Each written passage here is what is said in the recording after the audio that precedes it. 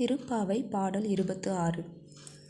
மாலே மணிவண்ணா மார்கழி நீராடுவான் மேலையார் செய்வனகள் வேண்டுவன கேட்டியேல் ஞாலத்தையெல்லாம் நடுங்க முரல்வன பாலன்ன வண்ணத்துன் பாஞ்ச சந்நியமே போல்வன சங்கங்கள் போய்ப்பாடு உடையனவே சாலப் பெரும்பறையே பல்லாண்டு இசைப்பாரே கோல விளக்கே கொடியே விதானமே ஆலின் இலையாய் அருளேலோ ரெம்பாவாய்.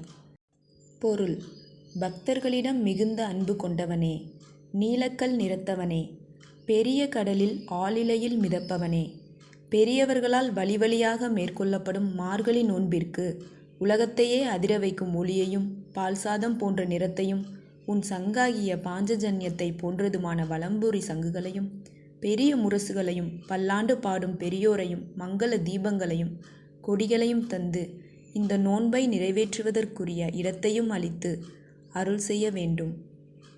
விளக்கம்: பாஞ்சஜன்யம் எனும் சங்கை திருமால் ஏந்தியிருக்கிறார். இந்த சங்கின் கதையை கேளுங்கள். பஞ்சஜன் என்ற அசுரன் சாந்தீபனி என்ற முனிவரின் மகனை கொன்றுவிட்டு கடலில் போய் மறைந்து கொண்டான். கிருஷ்ணர் சாந்தீபனி முனிவரிடம் மாணவராக சேர்ந்தார். குரு தட்சணையாக தன் மகனை கொன்ற அசுரனை பழிவாங்க வேண்டும் என சாந்தீபனி முனிவர் உத்தரவிட்டார். கிருஷ்ணரும் பஞ்சஜனை கொன்று அவனை சங்காக மாற்றி தனது கையில் வைத்து கொண்டார்.